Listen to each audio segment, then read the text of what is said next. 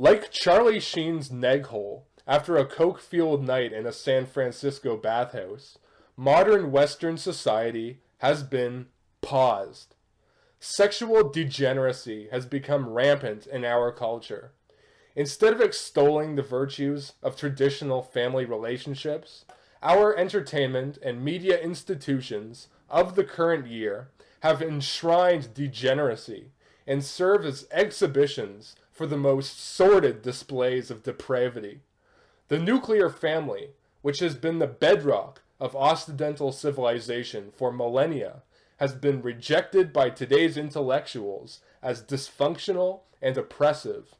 Traditional gender roles have also been cast to the wayside, with women increasingly acting like men, men acting like women, and some poor individuals even undergoing hormone treatments and mutilating their genitalia in misguided attempts to resemble distorted simulacra of the opposite sex. Hedonism, promiscuity, cuckoldry, single motherhood, sexually transmitted diseases, and divorce have all become commonplace. Our culture would make the people of Sodom and Gomorrah heave in revulsion. Yet we know it didn't used to be this way. Western civilization was once a bastion of temperance and virtue unto the world. How did we go from the strong family bonds and optimism of the immediate post-war era to this standard fuck party of self-indulgence that we see today? Well, pour yourself a good drink and get comfortable, my friends. We might be here for a while. Now, it goes without saying that sexual depravity has always existed to some extent throughout Western societies.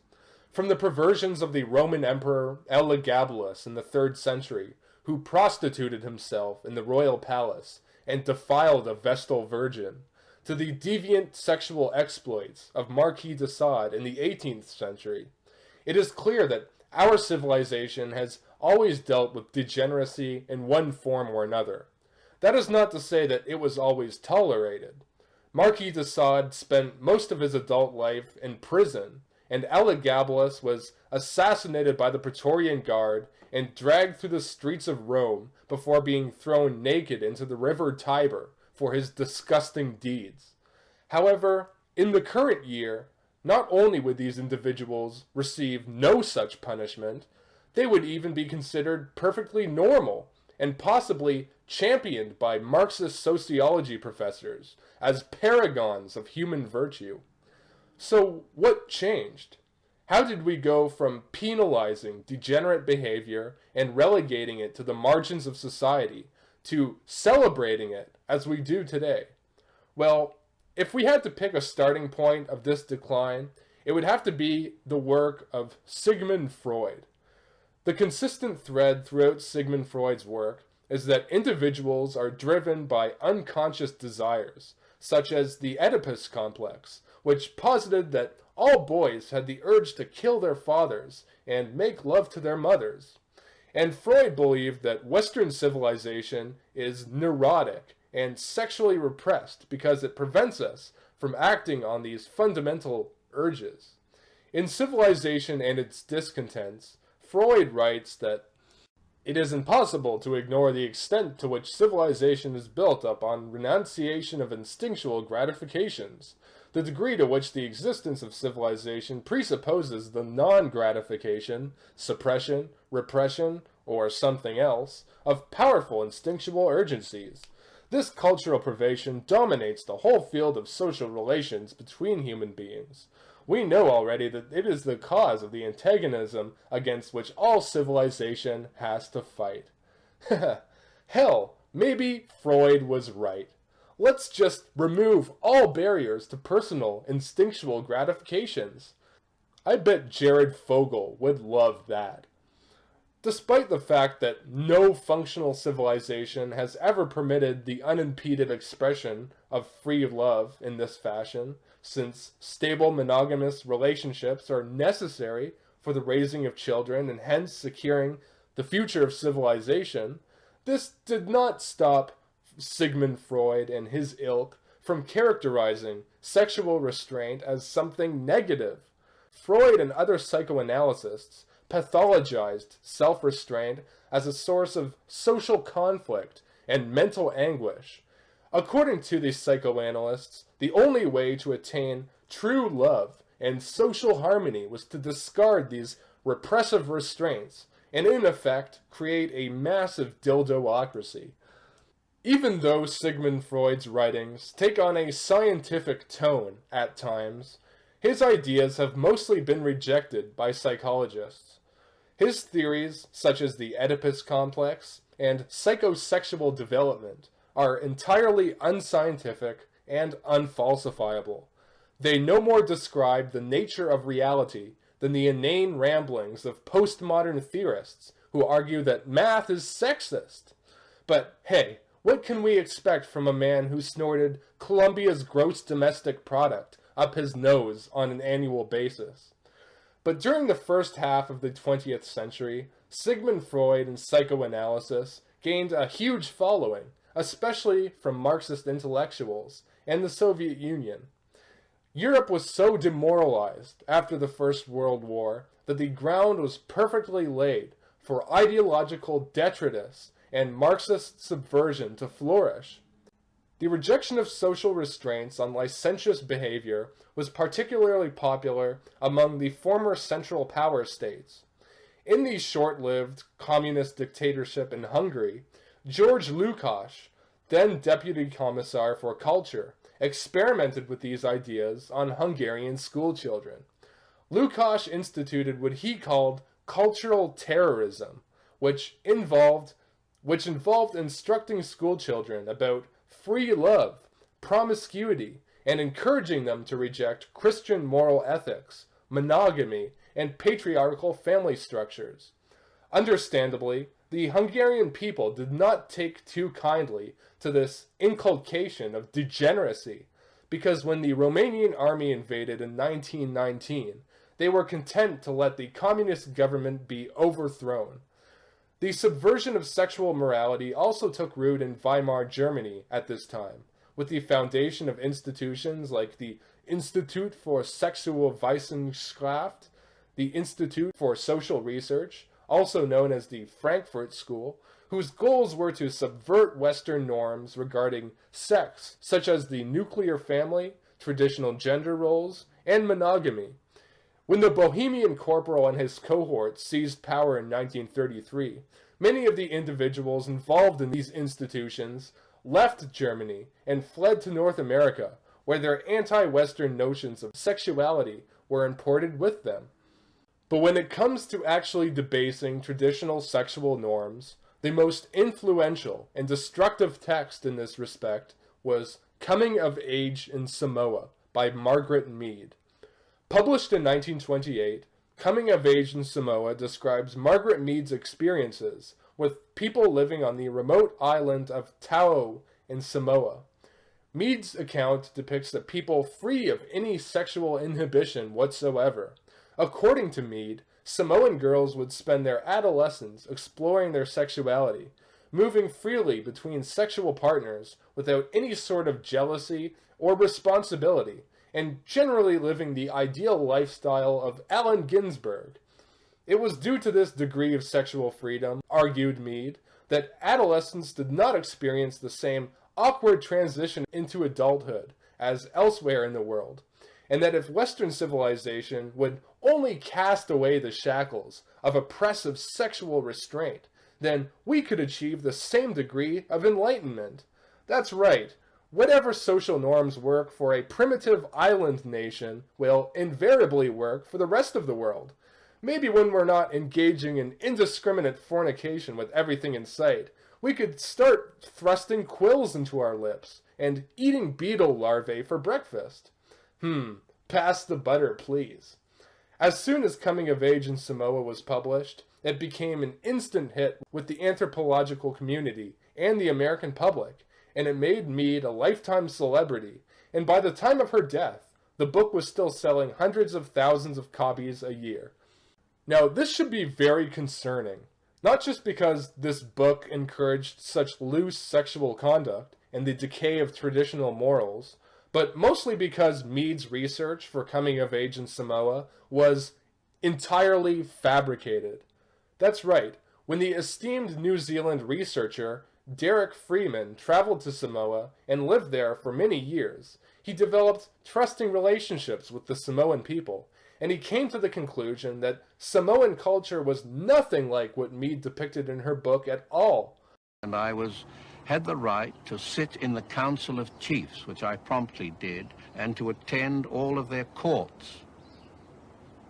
And it was then that the information that was being brought unmistakably before me that I began to realize that many of the things that Margaret Mead had reported in coming of age in Samoa certainly did not accord with what I was witnessing in Sa'anapu. So if coming of age in Samoa was such a shoddy piece of scholarship, how did it become so influential among anthropologists? It must be noted that Margaret Mead was the pupil of Franz Boas, arguably the most renowned American anthropologist of the 20th century. Boas was a major proponent of environmental determinism, which posited that human behavioral patterns were largely determined by the circumstances of their surrounding and upbringing. Essentially, Boas took the nurture side of the nature versus nurture debate. Boas obviously influenced Mead's book, to say the least, because her findings completely validated his environmentalist position. The popularity of coming of age in Samoa was in large part due to Franz Boas's efforts to promote the book among his students, colleagues, and the public. Despite Mead's flawed research methods, her book is still cited in academic papers to advance the Boasian notion that human behavior is a function of social norms and traditions, as opposed to intrinsic biological imperatives. The reason I'm shamed for being a slut, not because being a slut is detrimental to the continuation of civilization, but because of misogynistic institutions of oppression. Hashtag resist capitalism. Hashtag kill all men. Even after Mead's death, coming of age in Samoa has continued to support this disgusting idea that restraints on sexual behavior are a source of mental anguish and ought to be dismantled to liberate women from the torment of social expectations. Needless to say, Sigmund Freud, Margaret Mead, and Franz Boas were not the only intellectuals whose influence has led to the breakdown of morality that we see today. The so-called sexual revolution, which was the catalyst of change in sexual attitudes in the West, claims several intellectual forefathers. Among them are the Frankfurt School theorists, like Herbert Marcuse, in addition to the progenitors of second-wave feminism, like Betty Friedan and Germaine Greer, but arguably the most noteworthy figure to be responsible for the sexual revolution was one very twisted individual named Alfred Kinsey.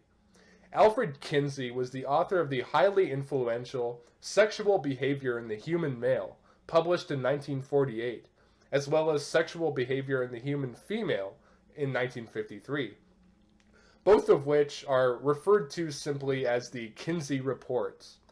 The Kinsey Reports chronicle Alfred Kinsey's interviews with over 20,000 different people, wherein he asks them about different aspects of their sex lives, including sexual orientation, their turn-ons, their sexual experiences, and number of partners. The results of these interviews astonished and horrified the American public. According to the Kinsey Reports, approximately 40% of men and women had engaged in extramarital affairs. Approximately 40% had had a homosexual experience sometime in their lives, and about 12% of females and 22% of males had an erotic response to sadomasochistic imagery, and roughly 17% of farmhands admitted to having a sexual experience with their livestock. I didn't realize that there were so many Muslim farmhands in 1940s America.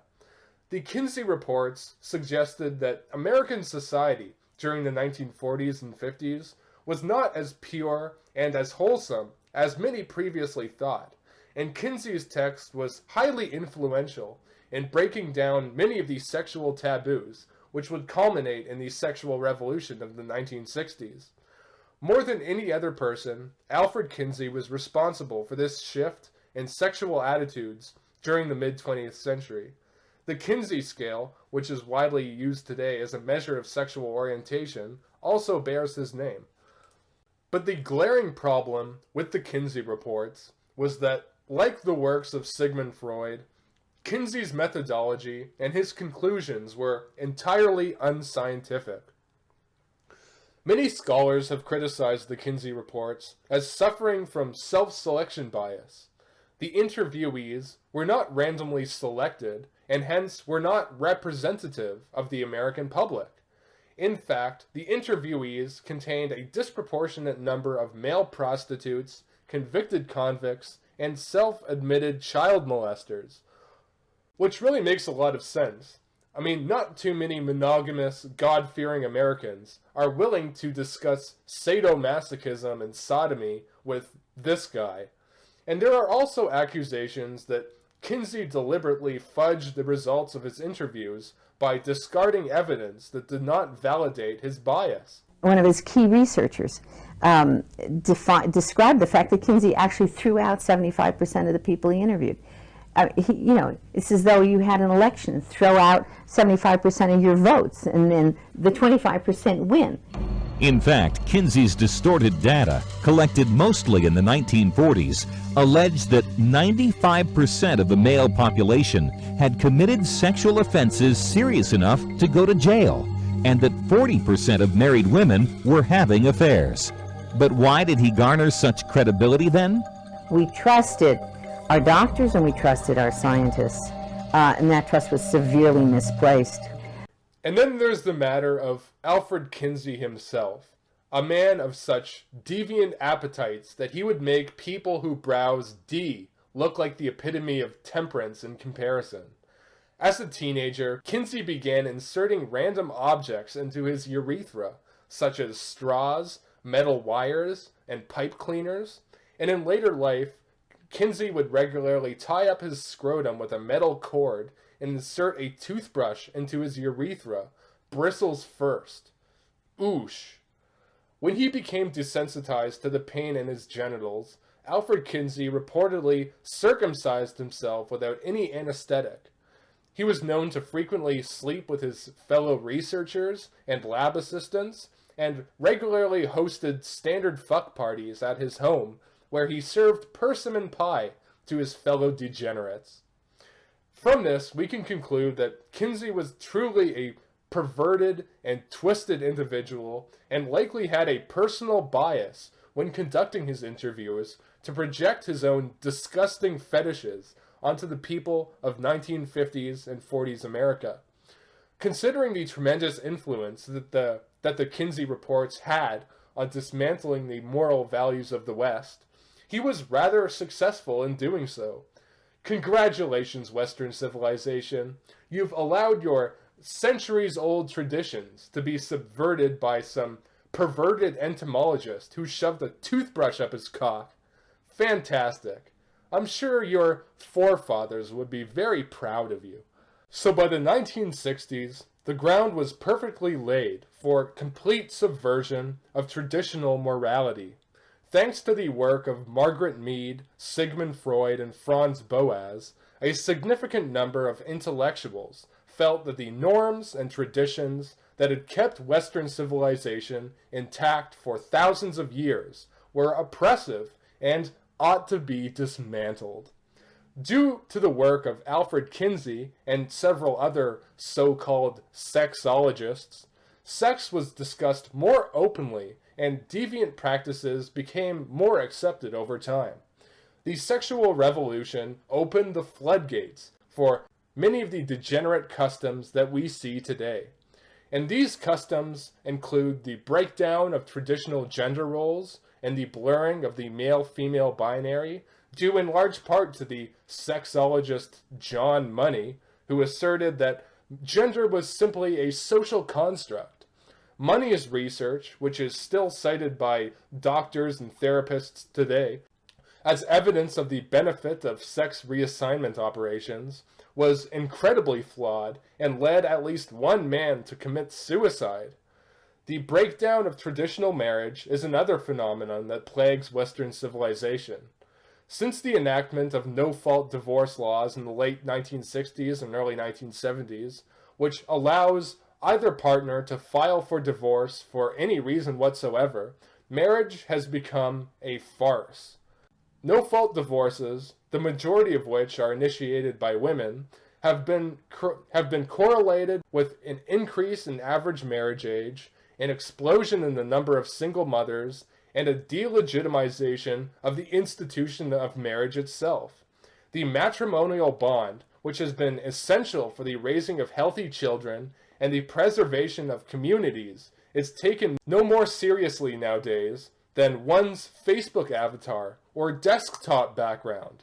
In the current year, marriages can be entered and annulled on a whim. Now, I know that in this point of the video, some of you are probably asking, well, what's wrong with sexual liberation? I mean, as long as everybody is consenting to their degenerate behavior and nobody is initiating force against anyone, who are we to come along and spoil their fun? Because securing the future of a strong, healthy civilization should always take priority over dick, any civilization that allows degenerate conduct to flourish has no future. Look around you. All facets of modern Western society are feeling the negative repercussions of pursuing degenerate hedonism over traditional morality. Birth rates in most Western countries have plummeted as young people prefer to indulge in their bodily functions than to secure their progeny and a future for Western civilization. Promiscuous lifestyles are also partially responsible for the spike in rates of domestic violence, as the psychiatrist Theodore Dalrymple notes in his book Life at the Bottom. There is good reason why such violence should have increased under the new sexual dispensation. If people demand sexual liberty for themselves, but sexual fidelity from others, the result is the inflammation of jealousy, for it is natural to suppose that one is being done by as one is doing to others, and jealousy is the most frequent precipitant of violence between the sexes. Sexual liberation has negatively impacted men, women, and children alike. Despite being liberated from the oppressive institutions of marriage and motherhood, women of the current year are much less happy today than they were before the mental illness known as feminism became prevalent. Increasing rates of single motherhood have mentally stunted an entire generation of children, since it is shown that children who grow up without fathers are more likely to become delinquents and suffer developmental disorders. The sexual revolution has also led many disgusting individuals, such as Alfred Kinsey himself, to normalize and even praise pedophilia. And since marriage is inherently riskier in today's society due to no-fault divorce, many men choose not to get married or to forego relationships with women altogether and instead choose to indulge in escapist fantasies such as fapping to degenerate horse cartoons. While it may have helped a few twisted psychopaths to accomplish their goals, the sexual revolution has largely been detrimental to the majority of individuals. While the sexual revolution may have liberated us from the supposedly oppressive sexual restraints, it has enslaved man to his bodily urges and ushered in the dystopian future depicted in A Brave New World.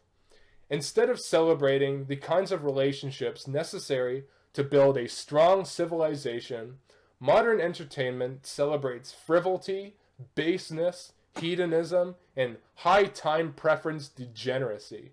If present trends continue, the future does not look bright for Western culture. It is imperative for the survival of our people that we reject the twisted philosophies of mentally ill subversives and realign ourselves with traditional moral values.